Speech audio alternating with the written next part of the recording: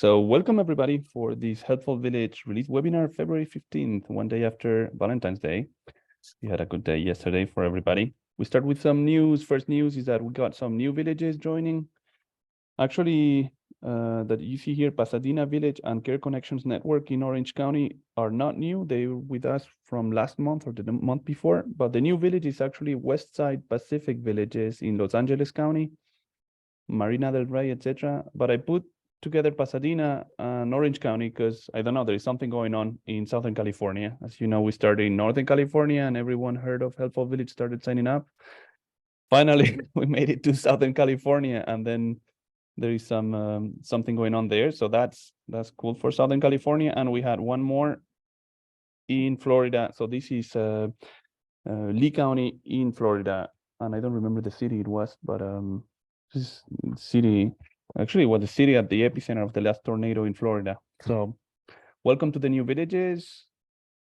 After that, I'm gonna do a few reminders that we do every session. First one is that this is a Helpful Village release webinar where we announce new features.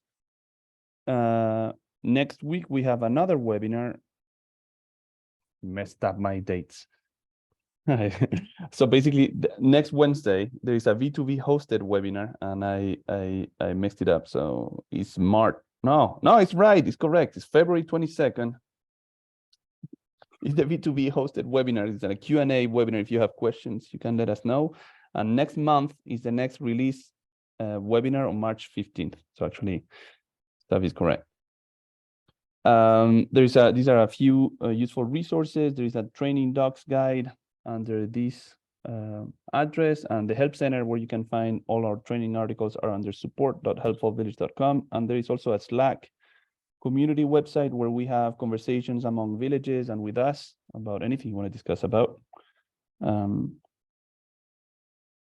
For next week's webinar, any person that has questions for this Q&A, those can be easy questions or complicated questions, doesn't matter. So all your questions you think is worth discussing with the group, please send those questions to Gary Frankel, who's our national coordinator. He's with Jersey Village Senior Outreach, which is a village near Houston, and he can be reached at this email address, which is hvusers@v2vnetwork.org. So Gary works with us, and basically together we coordinate basically what questions are coming. We can prepare them ahead of time, etc. And he's running the session, but he works with us to get us the list of questions before the session. So don't hesitate to send your questions there.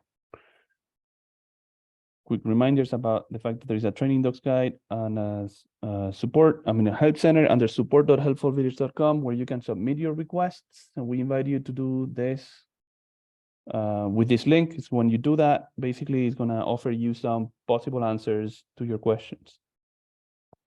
One last request is that we ask you to separate when you contact our team for a bug or a problem. Basically, you should contact us through the help center at support.helpfulvillage.com.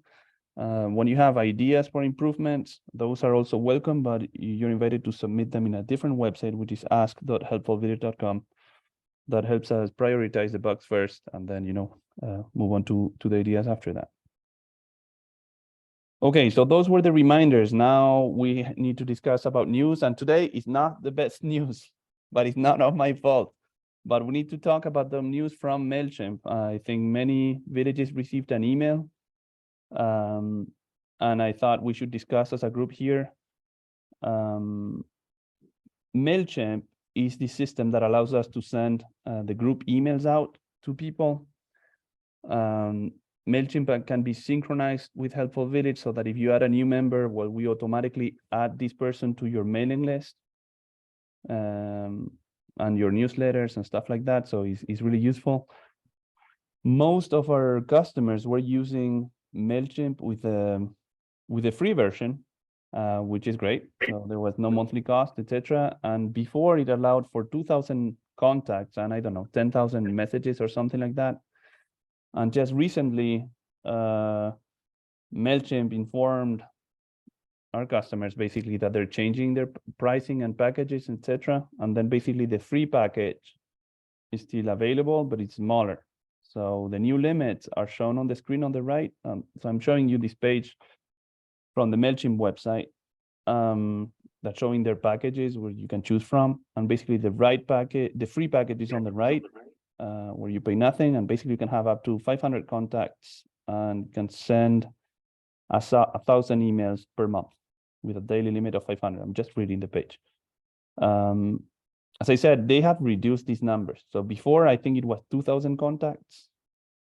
And now you may have received an email that in March or something like that, they want to set up a new limit to 500, which is unfortunate. So it makes me sad.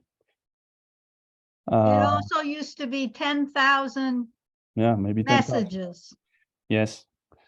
Yes, absolutely. So I'm annoyed by this one. I know it's bad news. Obviously not much we can do about it. First thing that I would say is, why did this happen? Well, basically MailChimp was acquired by Intuit.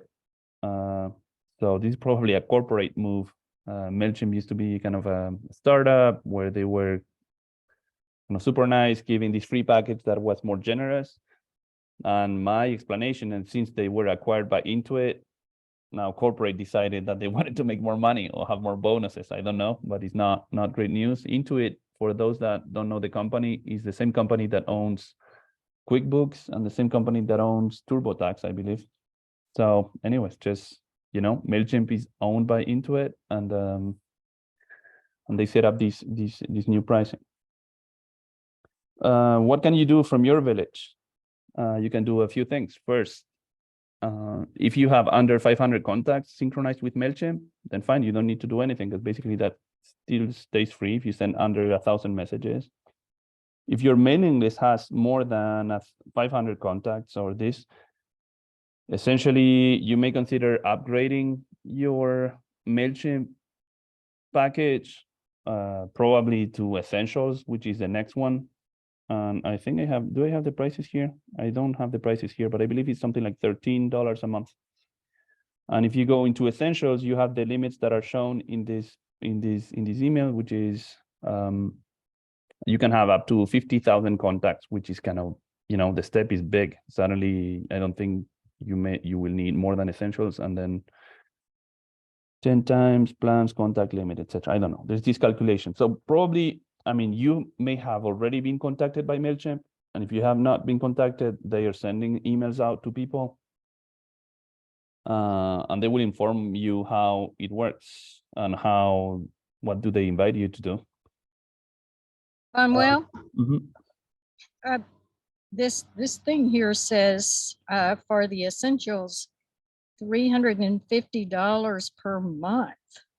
Yeah, but no, wait, contacts with our, yeah, I don't, yeah, thank you for reading, Bonnie, for me, but let me do something. That would only be if you had 50,000 contacts. There you go.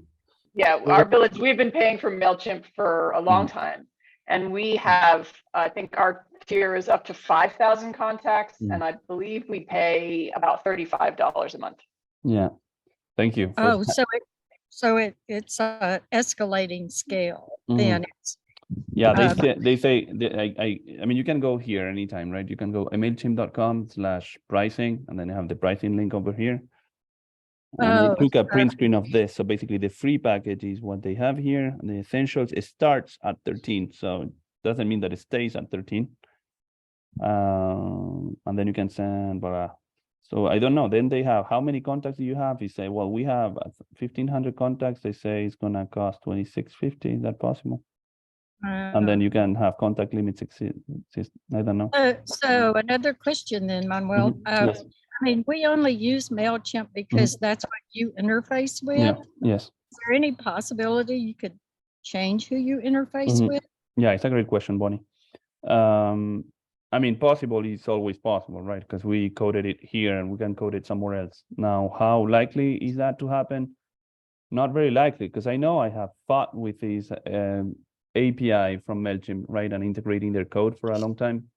It's actually, obviously, it's a separate database, right? They have their own servers. So when we have a new member on Helpful Village, and then we contact their server, and then we write to their server using the API and stuff like that. But then what happens if this person unsubscribes from the email, or if the whatever? I mean, it's just a lot of code. So it's not something where it's like, oh, I go out to the market, choose a different one, and then I can do it in 2 days. It would be a possibility. So for now, I wanted to raise the topic, so I haven't made any decisions at this point. But I know it's just not an easy step to move away from MailChimp, because we have code that is, basically speaking to their server. Now, the other thing is, I don't know what we're going to do about this. What I mean is that it's interesting. Maybe we should organize as a group, basically going back to them, because, basically, I don't know if we can complain about the price change, and I don't know if complaining will change anything. One thing that would be interesting is if they had kind of a non-profit fee, right? Like Stripe does, and maybe we can get a discount there. So that would be one avenue that I'd like to explore. MailChimp does have a nonprofit discount, but it's not. Cool. Yeah, so we get the nonprofit discount, but it's not very big. I think it's like 10% or something like that. Well, you have to apply. You have to apply for it. Okay, great, Leslie. How do you do that? Do you know how to do that? I have not done that. If you just scroll up a little bit, I think I just saw it. Right, we'll go down a little bit. Get down. Okay. Okay. There was something that said nonprofit. Sorry. I was trying to log there you back go. to this webinar. I think Sarah's on this. She's not here. Yeah, Wait a minute. Let me see if I can manage the. Yeah, just today, tomorrow, Friday. Yeah. So I saw that they had a class. Wait a minute. Let me. the I can library find had a this class Zoom. Canva. It's a computer. Wait give me a second. I'm trying to kind of mute all, but I don't remember what this button was. After it already happened. Yeah, like for doing these kinds of things. I like didn't that. bring my calendar with me, and I'm kind of kicking myself because you can make an appointment to have the tech help you, with questions, and I need all the help. Let me see if I find this mute thingy. We're doing something on the 27th. That team tech. It says it's 15%. Oh. Okay. This is fine. Yeah. Okay, sorry for the interruption. Just went in and muted everybody. You can unmute yourself when you have questions, but just to reduce the background noise. And then I'm gonna go back, share screen. And then, as Leslie was mentioning, there is a 15% discount here for nonprofit. So I guess you can go to this page and apply for this nonprofit discount already. Other thing that I wanted to say is that obviously you have several choices here. One of the choices is like you can be a little bit more restrictive on who do you want to synchronize with MailChimp. When you're on Helpful Village, right? We will only synchronize the people that have, if I search a person and I go to my profile, we will only synchronize the people that have this MailChimp checkbox checked, right? So if you are at 510 people that are synchronized with MailChimp, probably you can find 10 people you can take out just unchecking this box, etc. I'm not saying I'm recommending it because you want to get it out there for more people. But there is obviously a cost benefit analysis on what package you want to use and how many people you want to synchronize. I mean, I think we should have a conversation about this on Slack more generally. I wanted to do this during the webinar to basically announce that this is happening. But if there are different discussions or alternatives or or requests that we make to MailChimp, we can probably should not discuss in the release webinar. Either we discuss next week or we discuss on Slack about this. The other thing that I want to say is like, what would happen? I mean, I don't know what would happen after that March if you're on a free package and you have more than 500 contacts. Probably that's explained in the email that MailChimp has sent to you or will send to you soon. My suspicion is that they will not allow us to send the messages even from Helpful Village when you want to send an email, or from MailChimp when you want to send an email to more people. I guess they will not send a message. Or I don't know if you have a payment method, maybe they're going to charge automatically depending on the number of members. I don't know if they're going to do an automatic upgrade. So I don't know. I wanted to apologize because it's kind of annoying, all of this. But it's obviously out of my control. MailChimp didn't call me before doing this price change. Manuel, can I mention one other thing? Is Yes. that we've learned that if somebody is unsubscribed, if they unsubscribe themselves, you're still paying for them. It's still counted as part of your 500 or however many you have. So, but if you go in and you can, in the MailChimp somewhere, I can't remember where it is, you can find a list of who's unsubscribed and you can then archive them. And once you archive them, then you're no longer paying for them. Great So point. You have to make sure to keep on top of that or you'll go over the limit. Yes, there is another thing that's a great point, Leslie, to make sure that they are not counting people. The other thing that is super interesting, where I know they count double also, is that if you have, there is this thing that is called an audience in MailChimp. And Helpful Village uses an audience that we ask you to call Helpful Village, so that we make sure that we only interact with that one. So if you have a different mailing list with other people on a different audience, we will not modify those. So you know that the only audience we're modifying is the one that is called Helpful Village. But imagine that and most of the villages don't have more than one audience. So if you only have one audience, don't worry about it. But if you have kind of an audience with us that is called Helpful Village and another audience that is called something else, but those two audiences contain the same people, the same email addresses, they're counting these people twice also. So you want to make sure, if you have more audiences, or if you, make sure you only have one where you only have the same person only once in all of your audiences. I would have assumed that if the same person in two audiences, why would they charge twice, or count them twice? But I think they do. Okay, perfect. I don't know if anyone else has other comments, because it's a lot of villages have their own experience with MailChimp and stuff like that. So if anyone else wants to add something, you can do that. Otherwise, I guess you can start reading the email and we can discuss some more next week when you have studied the subject and maybe alternative suggestions or actions. There is a Q&A webinar next week. I think maybe the best way to go about this is that today we have a brief discussion, kind of some sort of an announcement, so that you all know what's going on. And then next week we can discuss more on an action plan if there is something, or recommendations or suggestions that is made more broadly to villages. And with this, we close this topic of bad news and we come back to the webinar. So this is the news. If I click here, we get to this slide. And now we come to the good news, which is the release notes and the improvements that have been added to the software. The improvements that are going to be discussed today are not visible on your servers yet. Usually we deploy them on the weekend. So that would be February 18th or 19th. Now this particular release maybe will release a little early, either Thursday or Friday, because there are some changes that I think are quite urgent. And so if you see these changes happening before, then it's great. Otherwise, will be on your server Sunday the latest. Okay, about the new features. The big new feature of this release is this new object that is called an IOU, which is short for I owe you money. It's a new feature where we're seeking feedback, so it's new, and basically for villages that have other ideas about how to use this feature that is a little different, how to connect and stuff like that. Please send us your feedback. I would say at the webinar next week, but also through email or tickets or something like that. So it's not final what we have, but I think it's interesting. Basically, the possibility for this is that when you have a person that owes money to the village, because you're billing them for something, maybe because they committed to take a class or for some other reason, now you can basically prepare an IOU, which is similar to an invoice. It's basically this person owes you money. It can be a member, it can be anybody actually. Most probably will be members that owe you money most of the time.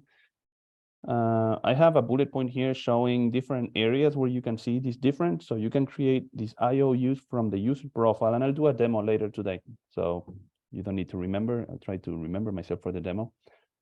You can create an IOU from a service request. So imagine that, for example, this person is asking for a ride to go to the doctor, but then the village didn't find a volunteer, and they ended up taking a taxi or something like that, and the village, I don't know, paid for the $20 for the taxi. Well, that's a cost that the village had, and maybe by some arrangement that you can do with your members, you can say, okay, basically we're paying for this, but basically the member needs to pay us $25 for the taxi ride plus whatever other concierge service or something. So yeah, these IOUs can be created from the user profile or from the service request. I'll show this in the demo. Once you create the IOU, there is a different also kind of flow from the payment, because if someone owes you money, we also created the possibility for those people to make a payment for the IOU online. And then there is we have new reports for IOUs, an interactive list of IOUs similar to the list of payments, and IOU spreadsheet file report, which is a CSV file with that shows you how many people owe you money. So this will be shown later during the demo. So this is the list. Yeah, so more to come later today. But let's start with the small improvements first. And the first small but beautiful improvement is that we have added some changes for the alternative address for users. So if you look at the top of the image here, those are the tabs in the user profile. So probably you're super familiar with this. And then you have a home address, that is the home address that you were using. And then below the home address, right, you can modify the address and save the address, and that's good.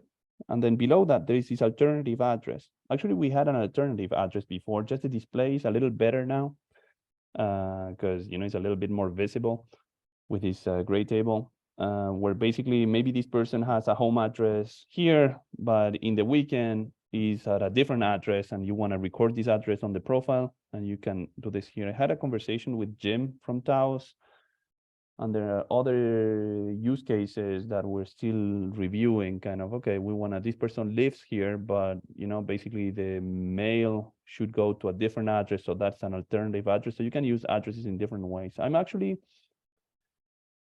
talking with Jim so that maybe we could add a checkbox so that this alternative address could be kind of the mailing address, but then I have more code to do. So for now, just displayed here.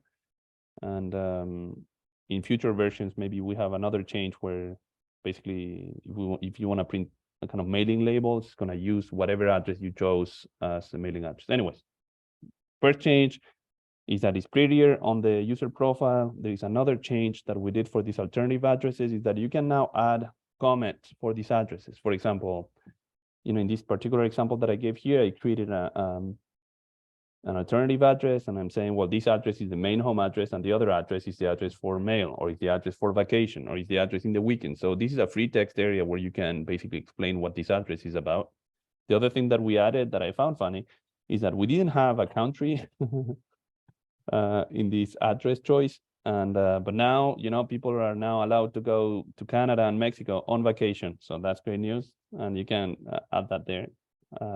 We have a new button there on the alternative address, so when you add or edit the new alternative address, you will be able to press on this button, set this address as home address, and that will swap or switch, right, the home address and the alternative address. So basically you can have an alternative address that becomes the home address. For example, if someone lives 6 months in in New Mexico and 6 months in Texas, well, then the home address is in Texas for 6 months, and you can switch those addresses, and then when he moves back, well, then you can switch it again. So basically just switching this address with just this one simple button. Well, again, here, I know I'm discussing with Jim because Jim from Taos, I remember he had put an improvement request about this on their specific use, but same thing, I'm working on alternative addresses. So if you have other kind of specificities about your village in how you use this alternative address that can be interesting when I'm coding this new feature, send us your feedback, or let's bring it up next week for the next webinar. This is another improvement. This is when you go to the all people page in users management, you can actually go there and see the list of all people, but you can also filter that list and search people that you have in your database. So this is going to search everyone, every person that you have in your database, and you can search by first name, by last name, by phone. We had that before, And now in this version, we're adding more capabilities so that you can also search people by street, city, and zip code. So, if you want to know everyone that is in any given zip code, well, then you type the zip code, you run search, and that's it. Actually, I added also another of the checkbox there in the search field. So you have the possibility to search, okay, everyone that is called Manuel, that is also an active member. Well, then you check the checkbox that says only active members.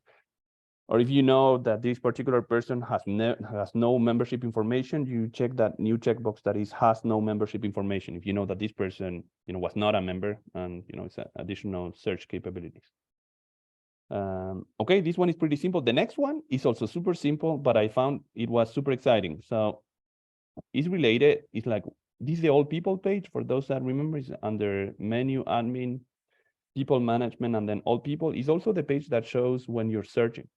And basically, we added a new column, right? So here I just search Manuel or Acevedo, I don't know. I just search myself, and I have a few duplicates. So the duplicates are a little ugly. But what's interesting is that I added a new column there that shows the main characteristic of this person. Before, we used to have the name and the address, but now we're showing the name, the main characteristic, and the address. The main characteristic is saying,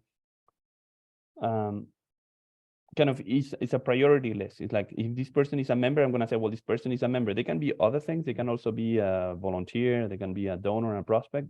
But if he's a member, his main characteristic is to be a member. If he's not a member, well, maybe the other characteristics to be an active volunteer. If he's not that, he's a donor, or he can be a prospect. And if he's none of that, well, it will be empty like this. So I'll show you this in the demo later. It's super simple, but just gives you in a snapshot if this, what is this person about, just quicker. These are some changes we did to the text messenger and to the email messenger. So email messenger is what you use to send emails out, and then the text messenger is what you use for text messages. And then you can have a list of email messages and text messages. This list used to be a long list where you scroll down forever. And it was nice when we had few messages, but now that we have more, long history of messages, that page was a little too slow to load. So we added this pagination. It's what comes the tech term is pagination, but basically it's like you have different pages now. So we're gonna load 20 messages, and then if it's not in this, the first page, well, then you go to the next page. This exact same feature already we had in the service requests, right? We were not displaying all service requests. We're displaying also 20. And then you can go to the next page, next page, next page. The advantage of this is that, it makes the display, it's easier to read, and also makes it quicker to navigate, because we don't need to load hundreds of messages to display this page. This one is a change that it's an improvement request. I remember discussing with Capitol Hill Village in DC. You can create events on Helpful Village, and for those events, you have the possibility to sell tickets, basically. And when you're selling tickets, you can sell tickets, and people can purchase those tickets with credit card or something like that, or different options. But what we had before, it was not possible to buy free tickets, because at first, when I thought about selling tickets, like, well, you're not going to sell something for free, because otherwise you would do an open registration. But I remember Capitol Hill had this interesting case where some of the events were hybrid, which means some people can come in person, some others were registering for Zoom. And then basically that made that, in some case, if you were doing on Zoom, I think, or something like that, they were free. So now we made it possible to have a combination of paid tickets and also free tickets when you're. Can we have, so how Christina had showed us is that you can sort of classify them. And so what I would actually have is more than one free ticket. Yeah, you can. The point being that people that were in person, there might be a limit on the number of people that could show up in person, but not on Zoom. Yes. And so we wanted to say, we have a dozen free in-person tickets available. Yes, absolutely. We can do that. Okay. Yes. That's great. That So excites me. Thank you. Great. So so when you go in there, each one of these tickets, you can have tickets, so basically of different types, right? For example, for and you choose here, and this is the name of the tickets. I chose members and non-members, which is kind of a typical kind of type of tickets, but you can also have, you know, VIP tickets or, you know, or family tickets or you can call them anything. And then you can choose the price of that type of ticket and then how many of those tickets are available. So if you say, okay, in person, we have a capacity of 20, well, then you said that you have 20 available tickets in person and maybe 100 on Zoom. And then that's it. And then when they run out, well, they run out. Sorry, wait, what am I doing? Okay, perfect. So I again, we can look at this and the demo. If I forget, when we move on to demo time, just remind me and I can show you how this new ticket thing is working. Manuel, can I Yes. just ask something real quickly? First yes. of all, we're thrilled. We did our 10-year anniversary party yesterday, and we had about almost 150 people. It was fabulous. But we ran into this same issue. The challenge we had, and maybe you're going to talk about this later, is that when it was free to members and volunteers, when they went to register, the only way for them to check out was to select other. And so it was very confusing to them because it said pay for your ticket now, and they're like, but I'm not paying. And then and then when they got their confirmation, it said paid. So some people, I know. Okay, so you know about that. Okay. Well, I think this is what we changed with this version. So we should test it again. But I think this starting this week, we solve that problem. And basically to explain that, well, first, congratulations for your 10 years and for the party. Thank you. That's great. And then, I guess when we, started with the ticket sales, we never thought, okay, well, it can be free but now I realize where in some cases, yes, some tickets are free and some tickets are, so that was added later. It's added this week. It's just unfortunate your 10 years are not happening 1 week later. That's okay. We're thrilled to see the changes. Okay, thank you. Okay, let's move on to the next feature. Okay, so this one is SEO sitemap enhancement. So we're working with Pasadena Village. And basically, there's this feature that is available to villages that you can activate for your village at no cost, which is these blogs.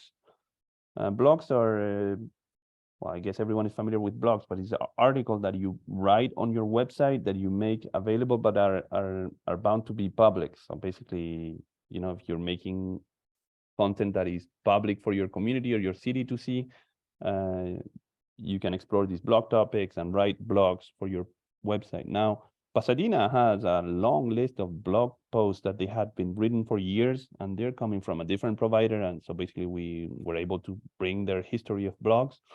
And it was important so that all this content that is made available through their blogs is actually working for them in terms of the search engine optimization on Google so that they can find. And we did some improvements here. And now if you go to Pasadena Village blog on Google, well, then you start having all the results you see here. You get to their website with their blogs and also individual blog posts that are now being referenced by Google. So so basically, if you're using the blog feature, you will start having better Google results from this week. Just a quick reminder, SEO that you see there is a short technical word for search engine optimization. Is all the work that you can do to make sure that the search engines like Google and stuff like that will show your village at the top of the list. Okay, and this is a reminder. So this is the IOU, and it's just for me to remember that, to show this at the demo, how the IOU works. So I'm gonna move on to demo, and then please do not hesitate to tell me when you have questions about this or interrupt, so we can do this in the interactive way. And the first thing that I'm gonna do is I'm gonna show you basically, I'm gonna leave the IOU for later. I'm gonna start with a simple improvement first. First thing I'm gonna do is that if I search here, I wanted to show you that this basically, the search results up here, if there is only one person, it's gonna go directly to the person. For example, if I search Griselda, look at this. And there is only one Griselda in the database, then we go straight to her account because there is no reason to show you search results with only one person, right? So you go straight to the person profile. If you enter something else here, where there is more than one. Like, for example, Elda is a good example because there is my mom here, but there is also Melda, Nelda, and Griselda. They all, basically are good search results. One of the changes that we did is that now you see the main characteristic here. So you see that Elda is an active member, and you're informed of that right away. This Griselda is also an active member, and then Melda is an active volunteer. So basically now when you're searching for people in the database, you will know quicker what's their main, basically if a member, you will know right away. And if they're not a member, you know also right away. The other changes that we... What if there's both a member and a volunteer? Does it show two or just the first one? Yeah, for now we're doing one, which is the main one, which is one. So we go first with member, then with volunteer, then with donor, then with prospect. It's kind of a simple feature, but I got quite excited about it. Maybe we should add more. So maybe we could say, well, this is an active member and also a donor. So for now, it's only one characteristic, but I got quite excited with the feature, and maybe we can add a longer description. Obviously, I want to also keep it short so that it's not too distracting, and we don't have a list of 25 things they do. But no, I think it's good to have it just with one.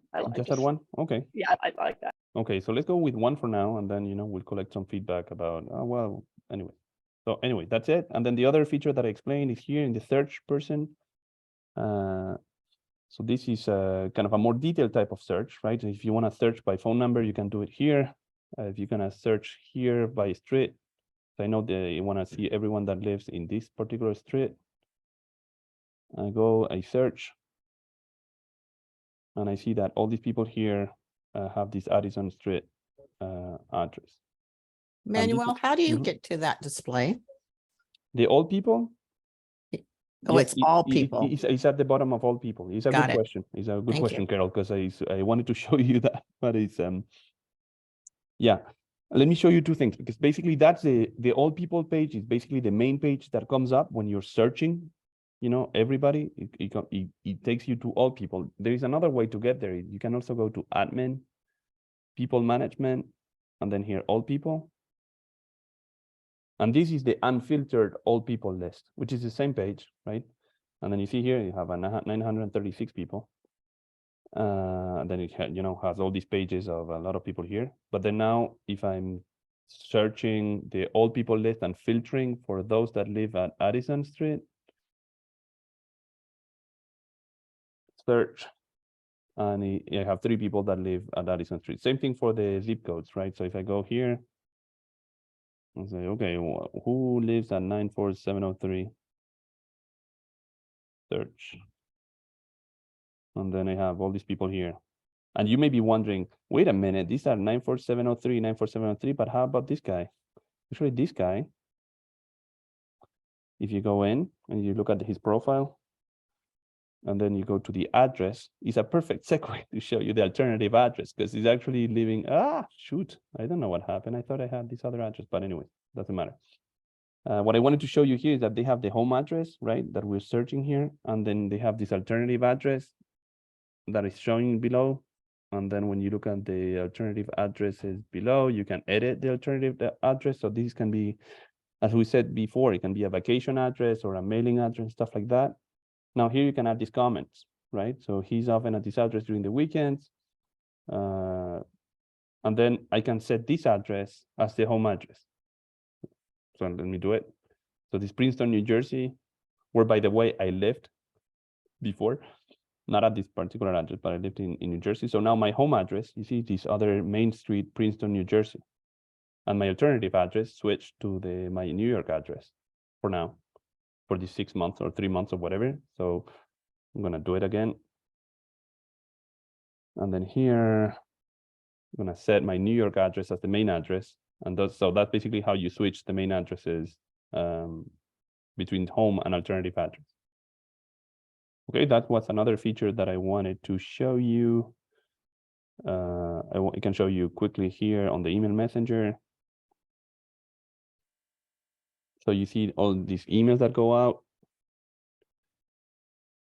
And then now we have this pagination here. So if I want to see, okay, these are the most recent ones.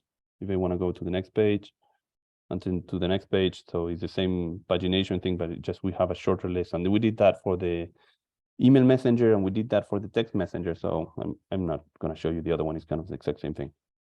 That was it. Let me see quickly here because I want to show you the tickets, the pagination I did, the search I did, the switching address I did, and the IOU. So let me show you the ticket first. I'm gonna create a new event. I'm gonna go to events list. And then I'm gonna create a new event. On the new event, we're gonna call it is our annual party. You have these event categories, which is, I don't know, we probably don't have very good event categories. Oh, village event, perfect. Then the event party is gonna be on March 26th at 11:30 until 1:30, for example. I mean, obviously the date, you can choose whatever you want. Who can come? It's open to all. RSVP required, yes. Registration deadline, that's good. And then ticket sales types. I'm gonna take a break here for 2 seconds. So by default, you can choose these no online sales, which allows people to register, obviously without any payment. But you have these two other options.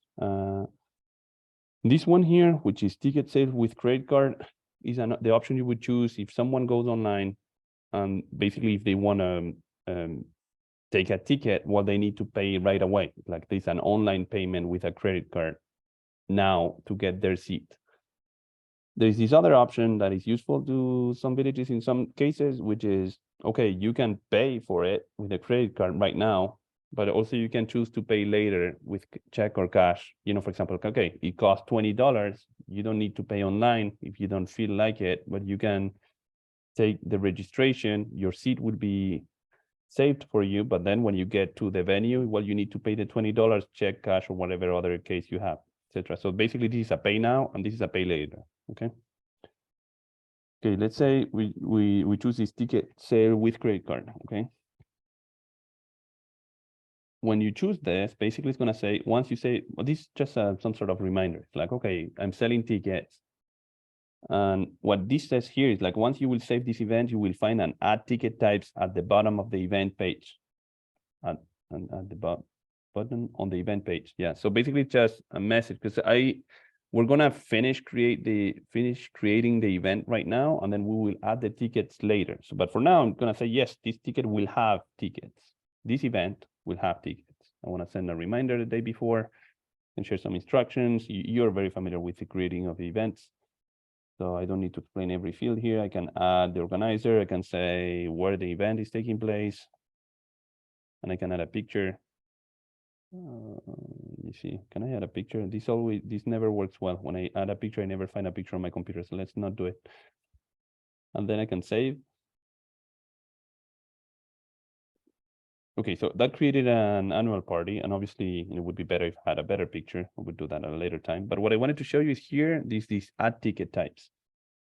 If you choose an event that is open to all with RSVP, with no ticket sales, instead of seeing this button here, you would see the register for this event. That register option is the register kind of all free. But because we said that we have ticket sales for this event, in the event definition, now I have this button here that says add ticket types because I have none for now. So it's kind of reminding me, well, you should add ticket types. Because I mean, only the admins can see this button, but basically it's like, okay, I should add ticket types. I can click there. There's another button here, ticket types on the admin feature. So both buttons will do the same, but basically because there is none, we said, well, let's remind you that the fact that you need to add one. So let's come in here, add ticket types for the annual party, and then you can name your tickets any way you want here. For example, you can say in person, and then basically you want to say have a room with 20 seats, and then basically the price for in person is going to be $25. Okay. Save this. And now, because now there is one ticket, basically now it's possible to purchase the tickets from here, right? Before I set up these purchase tickets, I'm gonna go down here because I want to add a second ticket type, and that happens down here in the ticket types area, right? So if I click here, ticket types for this event, it's gonna show the one that we just created, right? Like the in-person ticket that costs $25, and there is 20 available seats. I can edit that because, for example, if I want to add 5 more seats, I can edit this and can say, well, there is 25 available tickets, or I can delete it if these tickets are no longer, viable.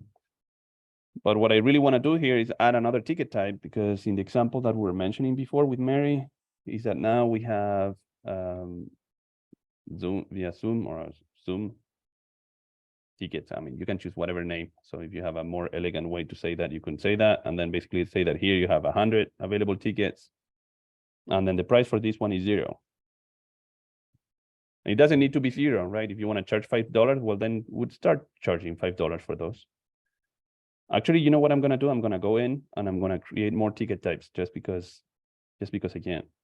So just to show you that it's an unlimited number of tickets. So basically here, how can I call these tickets? Like VIP tickets. Let me say that there is 5. And these tickets, the VIP tickets, cost $100. So that's going to update the description of the event. So now the ticket, this is an event that has tickets that range from $0 to $100. Yeah, and this thing actually is going to show also on the list of events. So we call it annual party. So if you go to the list of events, the annual party is here, and you see the price is described here automatically. It's going to say from $0 to $100, you have the annual party. So if you go in, now you want purchase tickets. What happens here is that you can choose what are the tickets that you want. For example, here, let's say that I want to have 1 in-person ticket. And then I proceed with the checkout, or basically here in the other case that we said, like, okay, I want to have a free Zoom ticket. So let's do both kind of thingies. So if you want to buy one $25 ticket, go here, I say checkout. And then here, you pre-selected for this event, an in-person ticket with a total of 25. Obviously, you can choose 1 ticket in person, 3 tickets VIP or something like that. And this is kind of a card, right? A purchase card. So it's going to add up the cost of your card here. If you're Manuel, not, yes. did you fix that now so that if I want 3 of one and 4 of another and 3 of yet another one, and I exceed 10, that I will be able to get more than 10? Yeah, no, I haven't, but I'm gonna do it. I'm gonna put it on my list. That should be done. That's really easy to do it. Remember, that was the issue with our I golf. remember. So this Bonnie is commenting, they do this great event, which is a golf tournament. And then basically it's also a fundraiser event, Bonnie, if I'm not wrong. And then basically, Yes. I'm gonna show you in a minute when I'm done getting this ticket ready. I'm gonna show you that basically each ticket type that we're offering you, we kind of limit it to 10. Just because we didn't want to have someone that goes in there and say, okay, well, there is this great event, with the president of the United States, and we only have 100 people. We didn't want to have someone that goes in there and buys the 100 seats, right? And then he's the only one going in there. So we just introduced a limit of number of ticket types you can have per person. But in Bonnie's case, it didn't make sense. So we are going to change a setting so that you can have more than 10 tickets if you're a sponsor and stuff like that. Anyways, that's a segue, but let me finish doing the purchase of this ticket. So here, if I'm an admin, I can search the person here. If I'm not an admin, right? Because if I'm a member or anonymous person in the community, they will see the same screen that you can see here, except they cannot search, obviously, because the search is an admin capability. But the good thing when you're an admin is that if you go here, basically Christina is purchasing the ticket, so it's going to pre-fill my first name, last name, email, the address and stuff like that. I can pay with a credit card, and then I accept the terms of service. I pay with credit card here, and then I can enter my credit card number. See, what I'm showing here of purchasing a ticket is not new. What is new is the free ticket, so I need to come back. But because I'm doing a demo, I'm going to show the whole thing. So this is doing a purchase ticket. for Christina, and it was tickets bought and the credit card was charged successfully. If I'm on this annual party event, now if I go to the attendance list, I can see that there is one person that registered, is Cristina Severo. She registered at this date and time, which is right now in California time. And then basically the status of her ticket is paid. So she looks good. So now I'm gonna go back to the event again. I'm gonna buy a free ticket, and that's the new feature that is new, basically. So before we chose here, what Bonnie was saying is here, right? It's like here you can choose from 0 to 9 each of the ticket types. And I'm gonna do something so that you have a setting so that you can have it for more than 9. I think 0 to 9 kind of works in most cases, but for this special event that Bonnie has, we need to make this list bigger. It was the combination of all the different ticket types. It wasn't necessarily the limitation on one ticket type. It was the combination. Okay. Yes. Yeah.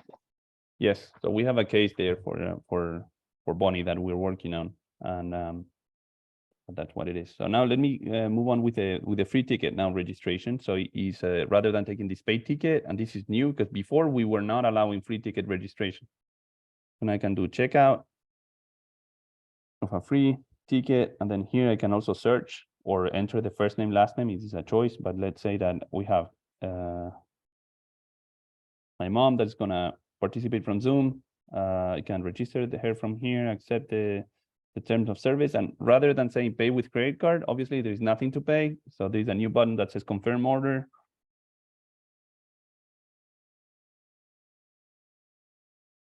And then basically the ticket has been successfully acquired. So that's pretty nice. And then if we go into the attendance list, we see that there are 2 participants, Christina and Elda, and they're both basically paid because, well, these are free tickets, so it's already paid too. Okay. So again, you don't need to have it, right? This changes nothing to the registration of events when there is no ticket sales, right? So if you want to, if you're not selling tickets and you're used to have the free registration option for all cases, you don't need to change anything in the way you have been operating. But this is a new feature for when you have both free and paid tickets at the same time for the same event. Okay, I need to move on. Oh my God, I need to show you these IOUs, and then the hour is running, so I need to, speed up a little bit. Let me show you how this works. First is, let's find this new flow. We have my mom here. And then she had in the activity tab, I can find all the events she participated and then I can also see the requests that have been done for this person. So this is basically a filter view of all the services she has received. And then I can come here. And this one was completed. We, basically we took her, I took her to a dentist appointment, etc. Now, the new option for villages, again, is an option. You don't need to change anything if you're not doing it, but it's a new option that is available. If you want go to the service request, this is a service request that incurred on a cost or is something that you're billing the member or you're billing the person. Basically, you can come here and create and click on this admin checkbox boxes here. The possibility to create a new IOU for this service request. So I'm going to do it with you. If I click on this button with this link, it's going to create a new IOU form for this person. So Elda, right? For this service request, actually. So it's associated with the dentist appointment she had on the 7th of July. We give you a reason of the IOU, but you can edit it, right? So basically service on so by default, we're going to choose service request on this date at 10:15, but I can change that. Service on parking costs or the parking meter cost. For example, right, it can be anything. And then this is a parking lot that was expensive. It costed us $20, and we're asking the member to pay for that. This is something that is owed. So this is also some dates you can choose. By default, we're going to take the date of the service request, right? So it was on service request happened on 7th. So basically from that date we paid. But you can change that. If they owe this money since a different date, you can change that. And then when does she need to pay it? is that there is a due date. And then this is something that you can choose, but basically say, okay, we're gonna give this person either a week to pay it, or more likely, I guess it would be 1 month to pay their debt. And then you can add some comments here, basically saying, I don't know, village paid for the meter. And member agreed to pay as IOU. Okay, the status of this IOU is that it's owed to the village, and then so basically you can save. And we have a confirmation message here saying that the IOU has been successfully created. Now the IOU is going to be visible here in the pay tab. So the pay tab has these subscriptions, kind of for sheets doing a monthly donation. And then here you have the user payments that you're familiar with, right? So this is what you used to see, but we have a new section here with the IOUs. If there are IOUs, we're going to show IOUs. So she owes this money to the village, where basically the one we created together is here. Service on 7/7/2022 with the parking meter cost for $20. Now I can see this IOU, and this is the details of that. Is linked to the service request, so I can click on the service request and see, maybe I have notes, or I can see who the volunteer was, or anything. It's an object that is connected with that. And I can also connect in this so that maybe the person sent the $20 and I can now pay for this IOU later in time. And this is basically how you would operate a payment, where basically, again, you're right, if this person is sending a check, you choose the check payment option. If they're paying with a credit card, then you have the pay credit card form here, where you enter the credit card, and then basically the member is paying for this IOU that they owe you. They owe you. That was funny to me. Now, when you created that, did it send her an email? good question. We're not sending an email at this point, but definitely I have it in kind of next priorities. So this month is gonna go out like this, so you can create the IOUs. In the next month, we have on that to-do list the possibility to create, send an email out inviting them to pay it. For now, the option that is here has no email. It's just, you would need to send an email to them somehow, and then when you receive the money, this is how you record it. But yeah, there is more coming for this IOU with possibility to send an email to the person so that they can pay it online themselves. It's a good question. It's a great question. It's something that we should have. So I love that question. I mean, we should have, not for this version. We should have for next month. Give me some time to do some work. Okay, so we were looking at these IOUs. There is other things I can show you about this. Is that if you go, oh God. Okay, search manual, but actually I should do ELDA here for this particular case. And I have here, when you go on the payment tab, where you have the payments and stuff like that, you also have a new button here that allows you to create a new IOU. In this case, when you do it, is when it's a money that the member owes you, but it's not related to a service request. So if it's associated with a service request, it's better to associate it with a service request, because it will remind you where is that coming. If there is no service request, but they still owe you some money, you can create a new IOU from the profile, which will not have the information about that service request. Well, I hope it was clear what I'm saying. And there are two other places, and we're gonna end up soon. So if you need to run, I'll be finished in 5 minutes. But basically, two quick things that I need to show you is that if you go to the reporting docs, there is a new interactive list here. So here's where you find the donations, payments, and IOUs. So if you go here and click on this button, it's going to show you all the IOUs by everybody. What happens here that all the IOUs are associated with my mom at this time, but if there was IOUs from other people, you will see them here too. And if I go back to reports, there is right down here, this is the interactive donations and payments list, but basically up here is the spreadsheet file. So if you need a spreadsheet file of everyone that owes you money, you can come here and choose the IOUs that are that I owed to you since 2021 to today, or if it's only this month, you would choose this month, right? So you can choose whatever date range you want. And basically the date range that we're using, and I should put that in the comments here, because it's basically date range is used because we have two dates. I think it's used by the since when the person owes you that money. Blah. Okay, perfect way to finish. So basically this is gonna produce a spreadsheet file, and somehow I managed to break it. So it's not producing, but it will be fixed before I deploy to the server. So I saw that happening, but basically it's a spreadsheet file, like the same thing you usually have with payments. So if we go here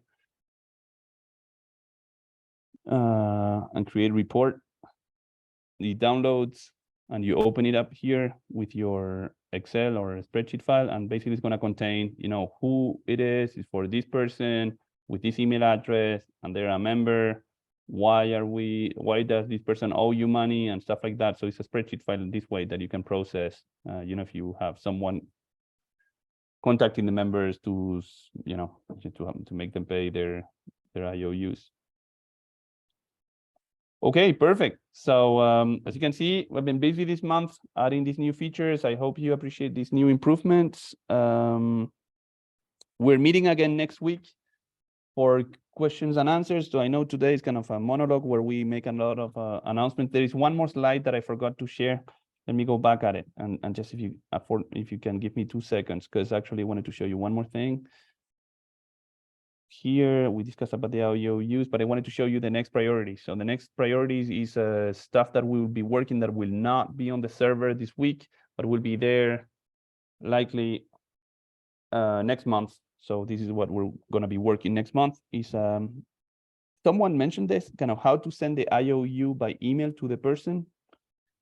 So it's we already wanted to do that. It's a good idea. And then the other thing that we want to do is a semi-automatic letter of the open IOU. So when, you know, someone owes you money, so that you can produce a Word document that contains the list of money that they owe you, so that you can send that to them by email or by just snail mail, so that basically send you the check with what they owe. So, and then the other thing that we're really excited about is that we received a list of suggestions from Sausalito Village about the check-in module. And it's a module that we really think that has a lot of potential, and it's going to be great. And basically we're working on these improvements. So Gail, I think I saw Gail on the call before. That's on the kind of top priority things we're doing. So we have these changes coming up soon. That's it. Sorry, I know we went a little bit beyond the hour. Thank you everybody for coming to the meeting. This session is recorded. You can always review this content, and then please remember to send your questions to Gary at hbusers@v2vnetwork.org. And with your questions, we will do a new webinar with V2V next week, on next Wednesday. Perfect. Thank you, everybody. Bye-bye. Have a good day.